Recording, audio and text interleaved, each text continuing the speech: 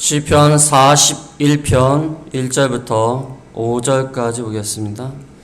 1절에 가난한 자를 보살피는 자에게 복이 있으며 재앙의 날에 여호와께서 그를 건지시리로다. 여호와께서 그를 지키사 살게 하시리니 그가 이 세상에서 복을 받을 것이라. 주여 그를 그 원수들의 뜻에 맡기지 마소서. 여호와께서 그를 병상에서 붙드시고 그가 누워있을 때마다 그의 병을 고쳐주시나이다. 내가 말하기 여호와여 내게 은혜를 베푸소서. 내가 주께 범죄하였사오니 나를 고치소서 하였나이다. 나의 원수가 내게 악담하여 내게 대하여 악담하기를 그가 어느 때에나 죽고 그의 이름이 언제나 없어질까 하며 5절까지 봤습니다. 1절에서 5절까지입니다. 여기 시편 41편은 시편이 1권, 2권, 3권, 4권, 5권 이 5권으로 나눠져 있습니다. 거기 시편 42편 그 위에 보면 제2권이란 말이 있습니다. 제2권 5권으로 나눠졌는데 41편으로 1권이 끝납니다. 이 끝날 때마다 마지막에 뭐라고 하냐면 41편 13절 마지막 절에 보면 이스라엘 하나님 여호와를 영원부터 영원까지 송축할지로다. 아멘 아멘. 하나님을 송축하는 그러한 내용으로 마무리하고 있습니다. 2권에도 그렇고 3권 4권에도 5권까지 계속해서 이렇게 하면서 마무리를 하고 있습니다. 그래서 마지막에 그 시편 150편에도 보면 150편 마지막 절에 호흡 있는 자마다 여호와를 찬양할지어다. 할렐루야. 찬양으로 이렇게 마무리를 하고 있습니다. 그래서 이 시편은 찬양들을 모은 찬양집입니다. 찬양집. 찬양들을 모은 찬양집이라고 할 수 있습니다. 그래서 여러 시가 있는데 그래서 편집하는 사람들이 1권, 2권, 3권, 4권, 5권으로 나누면서 이렇게 마지막에 하나님을 송축한다, 찬양한다 그러한 것으로 마무리를 하고 있는 것입니다.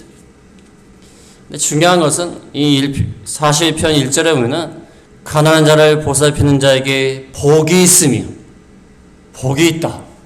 시편 1편에 처음 시작할 때 복 있는 자는 하면서 시작합니다.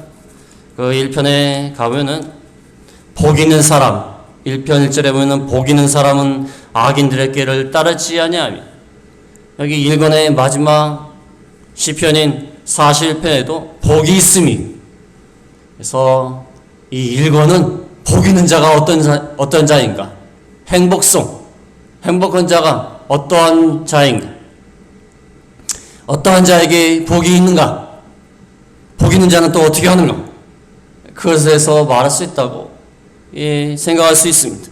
그래서 복으로 시작해서 복으로 끝나는 이 행복에 대한 내용이 1권의 내용이라고 할 수 있습니다. 물론 여기 있는 내용이 다 복으로 다 연결시킬 수는 없겠지만 그래도 이 시편을 편집한 사람의 의도가 복 있는 사람은 어떠한 사람인가 어떤 사람이 복이 있는가 복 있는 사람은 어떻게 되는가 어떻게 하는가 그것에 대해서 말할 수 있다고 볼 수 있습니다. 여기 1절에 보면 가난한 자를 보살피는 자에게 복이 있으며 가난한 자를 보살피는 자 한마디로 자비를 베푸고 선을 베푸는 자 그런 자가 이 시편의 주인공입니다. 이 시의 주인공입니다. 가난한 자를 보살피는 자비를 베풀고 선을 베푸는 이런 사람에게 복이 있다고 했어요. 복이 있다고 했지만 이런 사람도 고통을 당합니다. 시편의 오늘 본문에 보면은 무슨 고통을 당하냐면 가난한 자를 보살피는 자에게 복이 있으며 재앙의 날에도 건지신다.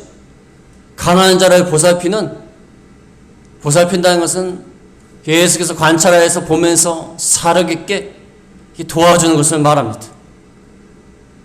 계속 지켜보면서 도와주는 가난한 자가 필요한 것이 있는가 어렵지는 않은가 보살피는 것. 그러나 이런 자에게도 재앙이 찾아옵니다. 재앙의 날이라고 나오지 않습니까? 재앙이 찾아와요. 아무리 선하고 자비를 베푸는 사람도 재앙을 당할 수 있습니다. 이번에 지진이 난 튀르키예, 거기에 뭐 악한 자들만 있어갖고 지진이 났겠습니까? 그 말이 아니죠. 그 중에서도 선한 사람도 있고, 남에게 유익을 주는 사람이 있고, 자비를 베푸는 사람도 재난을 당할 수 있어요. 그 재난을 당했다고 해서 다 악한 놈들이니까 재난을 당했다고 기어이 생각하면 안 됩니다. 여기 나와있지 않습니까? 가난한 자를 보살피는 자, 그러나 재앙의 날에 여호와께서 건지신다. 그 말은 물론 여호와께서 건지신다는 걸 강조하는 거지만, 가난한 자를 보살피는 자에게도 재앙이 찾아온다는 거예요. 재앙이 찾아올 수 있습니다. 얼마든지 하나님 앞에 바로하는 사람도 어려운 일을 당할 수 있습니다. 세상에서 윤리도덕적으로 괜찮은 사람도 얼마든지 고난을 당할 수 있어요. 재앙의 날에. 그러나 하나님이 건지신다. 또 가난한 자를 보살피는 자라 할지라도 2절 끝에 보면 주여 그를 그 원수들의 뜻에 맡기지 마소서. 원수가 있다는 거예요. 원수가. 아무리 선을 베푸고 자비를 베풀어도요, 원수들이 있다는 거예요. 원수들이. 사람이 완벽할 수가 없습니다. 아무리 가난한 자에게 선을 베풀고 자비를 베풀어도요, 모두가 다 만족하게 행할 수가 없습니다. 그 중에 소수는 자기를 반대하는 자가 생길 수도 있어요. 대적하는 자가 생길 수 있습니다. 100% 모든 사람에게 다 지지를 받고 100% 자기를 좋아하게 할 수 있느냐? 그건 불가능한 것입니다. 어떻게 그 가능하겠습니까? 북한이나 선거를 하면은 찬성 99점 몇 프로 이렇게 나오지. 그건 북한 선거고. 민주주의 선거에서 99.99% 찬성이 나올 수 있습니까? 그건 말도 안 되죠. 말도 안 되는 얘기입니다. 아무리 자비를 베푸는 사람이랄지라도 원수가 있을 수 있다. 3절에 보면 여호와께서 그를 병상에서 붙드신다. 이 시의 주인공이 가난한 자를 보살피는 자인데도 불구하고 병이 들어요. 병이 들 수 있다는 거예요. 선하고 의로운 자도 병이 들 수 있다는 거예요.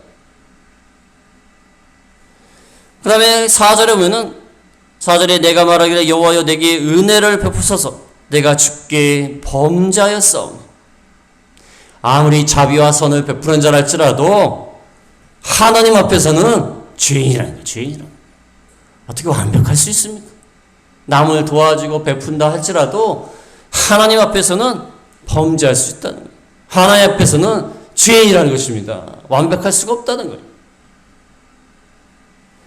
그래서 가난한 자를 보살피는 자에게도 재앙이 차지하고 원수가 있게 되고 병이 있게 되고, 그 다음에 하나님 앞에는 여전히 죄인이라는 것입니다.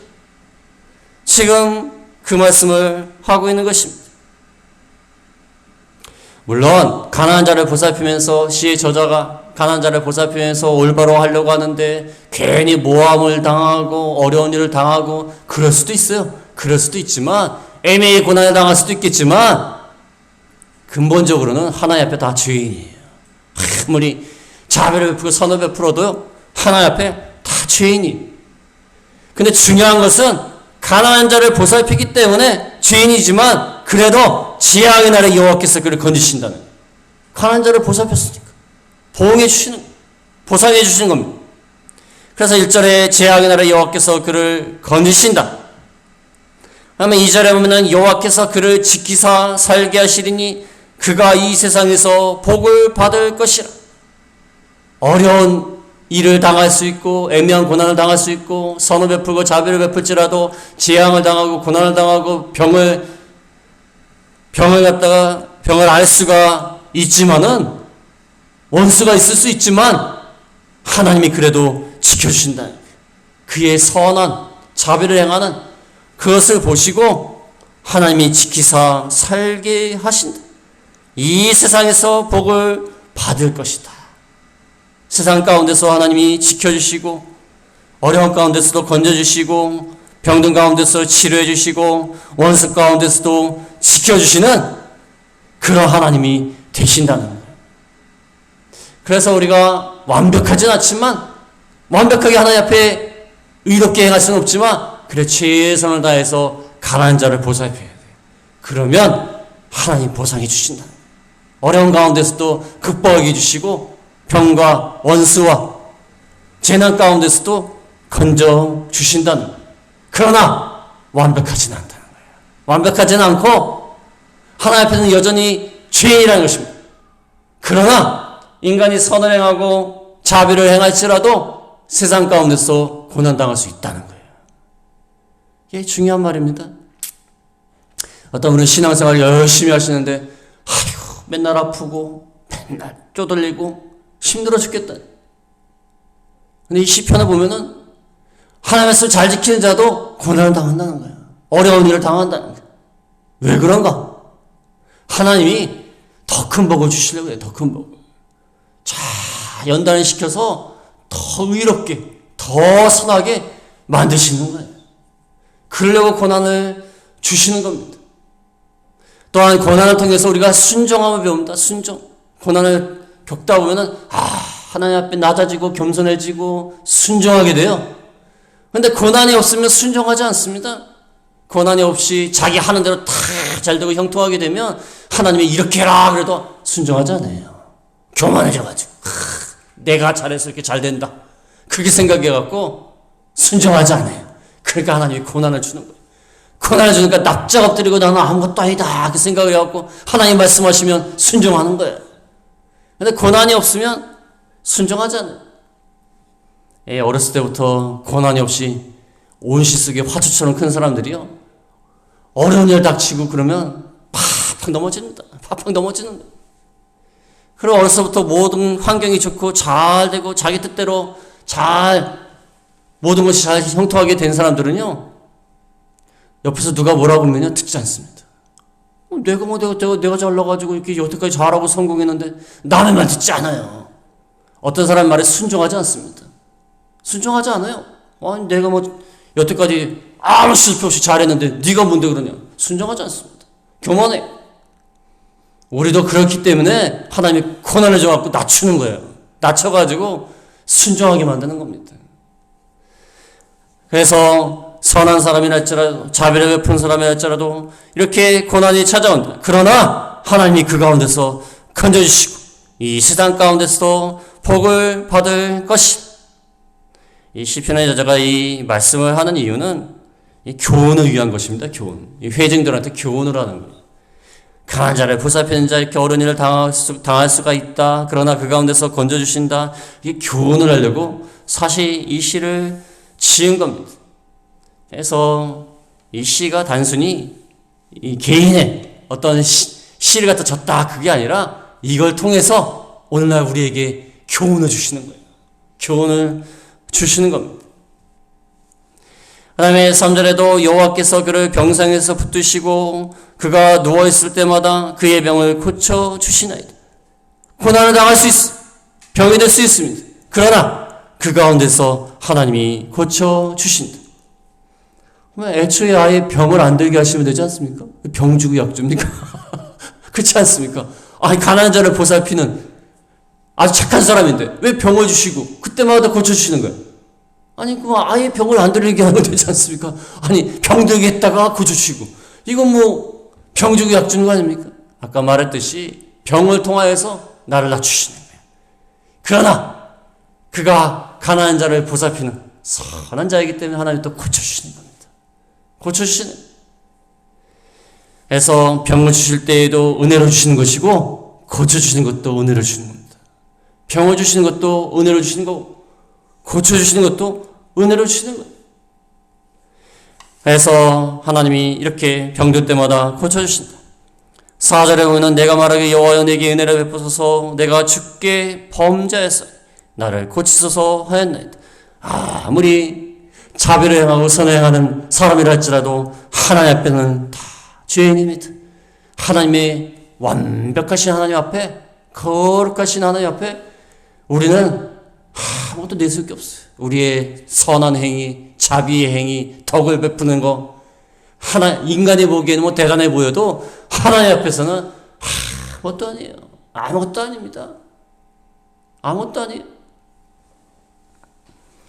아이들이 방을 갖다가 팍 어질러놨어요. 어질러 놓은 다음에 치우라고 그러니까 조금 치웠어요.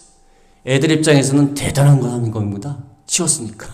어른들이 보기에는 아이고 또 치워야 돼. 또 치워야 돼. 애들이 뭘 치웠겠습니까? 조그만 애들이 뭘 치웠겠어요? 치우라고 이렇게 흉내를 낸 거예요. 뭐 조금 이렇게 치우고 흉내를 냈는데 걸레질한 척하고 했는데 애들이 뭐 얼마나 했겠습니까? 지금 우리가 그러고 있는 겁니다. 우리가 하나님의 말씀을 지켜갖고 선을 행하고 자비를 행하고 올바로 살려고 하지만 애들이 방치운 거예요. 애들이 방치운 거. 하나님 앞에서는 아이고 한심합니다. 또 가서 치워야 돼요. 지금 우리가 그러고 있는 겁니다. 애들이 방치운 거예요 지금. 가난한 자를 아무리 보살폈다 그래도 애들이 방치운 거예요. 여전히 더럽습니다. 한심합니다. 하나님이 또 가서 치워야 돼요. 여전히 범죄자하고 죄인이란 것입니다. 그런데 설상가상으로 어려운 일이 많이 닥치는데 5절에 보면 나의 원수가 내게 대하여 악담하기를 그가 어느 때에나 죽고 그의 이름이 언제나 없어질까 하며 원수가 말합니다. 어느 때에 죽었으면 좋겠고 이름이 언제나 없어질까? 이름이 다 없어졌으면 좋겠다. 빨리 죽었으면 좋겠다. 악담을 합니다. 선한 사람도 원수가 있습니다. 선한 사람도 비방을 받을 수 있어요. 그가 잘못해서 비방을 받을 수도 있고 애매히 비난을 받을 수도 있어요. 아무튼지 간에 원수들이 이렇게 악담을 합니다. 얼마나 악합니까? 어느 때나 죽었으면 좋겠다. 그 이름이 언제나 없어질까? 이름이 없었으면 좋겠다. 참 원수들이 이렇게 악담하면서 비방을 합니다. 그래서 다른 사람이 볼 때는 저 사람이 가난한 자를 보살피는 사람인데 어떻게 원수들에게 악담을 당하고 비난을 당할 수가 있을까 생각하는데 참 그 안에 들어가면 모르겠죠. 아무리 선을 행하는 사람이랄지라도 완벽할 수가 없어요. 부족한 면이 있습니다. 또는 아무리 선을 행해도 악담하는 사람이 있을 수가 있어요. 두 가지 중에 하나일 겁니다. 아무리 선을 행해도요, 어떤 사람한테 잘못하는 사람이 있을 수 있어요. 왜 그 사람이 악담하는 거예요. 또는 다 선을 잘 행했는데 그래도 악담하는 사람이 있는 거예요. 두 가지 중에 하나입니다. 근데 저는요, 첫 번째 거라고 생각합니다. 아무리 선을 많이 행했어도요, 원수들이 있을 수가 있습니다. 왜? 인간은 부족해요. 부족하기 때문에. 제가 아는 어떤 분은 아주 선을 행하고 남들을 위해서 도와주고 하는데 그 몇몇 분한테는 비방을 당해요. 이해가 안 돼. 처음에 이해가 안 됐어요. 아니 저런 분이 왜 비방을 당하니까. 속사정은 모르죠. 그렇지 않습니까? 속사정은 모릅니다. 다 잘한 것 같아도 잘못하는 사람들이 있다는 거예요. 자기가. 인간은 완벽하지 않아. 그래서 오늘 말씀을 통하여 참 좋은 교훈을 주시고 있는데 가난한 자를 보살피는 자, 그에게도 재앙과 병과 원수들이 있을 수 있다. 범죄한 죄인이다. 그러나 가난한 자를 보살피는 자에게 어려운 가운데서 하나님이 건져주신다.